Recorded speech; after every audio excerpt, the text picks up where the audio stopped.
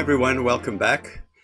Why use a pejorative headline like smart to stupid to start off a video on critical thinking? Surely it's the other way around. Not at all. In this video, I'm going to explain why we humans are in the midst of a crisis that is trashing our problem-solving capability. In the first video, I pointed out that problem-solving is what separates humans from other species. A superpower underlying problem-solving is critical thinking. What is it? I'm sure we will all agree it requires the systematic analysis of evidence to make a decision. It assists us to make good decisions. So, what's the big crisis? Through the internet, there has been an exponential explosion of accessible information on every subject. However, much of this information is dubious or false, and separating the good stuff from the rubbish requires skill and effort. For example, look closely at the claims of most politicians. This information is being channeled to us through social media in such a way that whatever opinion we had going into an inquiry is reinforced over and over until we become stuck in our thinking. Yes, we can use the internet and AI to greatly enhance our critical thinking, but it is no replacement for our own brain. In fact, evidence shows that social media can have a major debilitating effect on mental functioning and health. So what is it about our brain function that cannot be replaced by the internet or AI? Nobel Prize-winning Daniel Kahneman wrote a book in which he explains two modes of brain function. System 1, the fast automatic instinctual mode, like when we drive a car unconsciously, and System 2, the slow, deliberate mode by which nature is often more accurate but hard work. Critical thinking is primarily the domain of System 2. That's the first hurdle to jump with critical thinking. It does not happen automatically. We have to work at it. We need to follow a system to do it really well. The second hurdle is that critical thinking deprives us of instant gratification.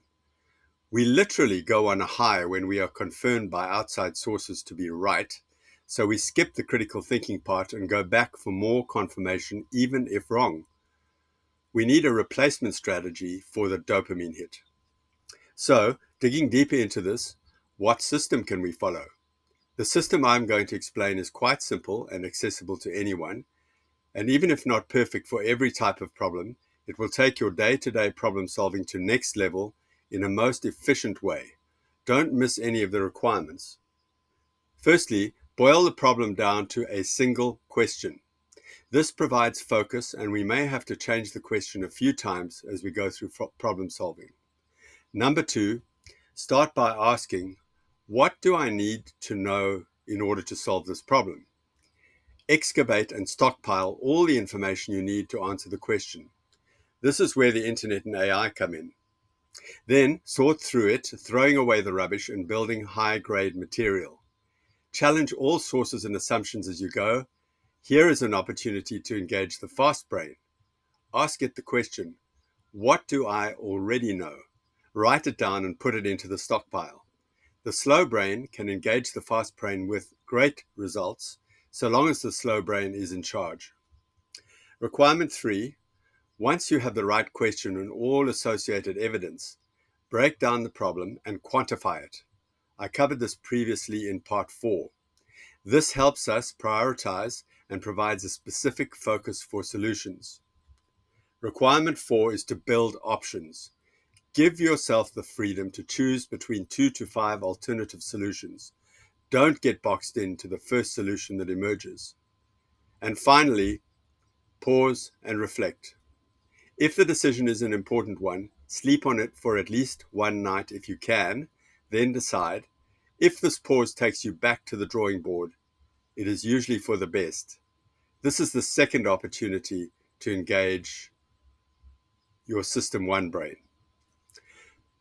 Earlier, we talked about the other hurdle to engage our critical thinking.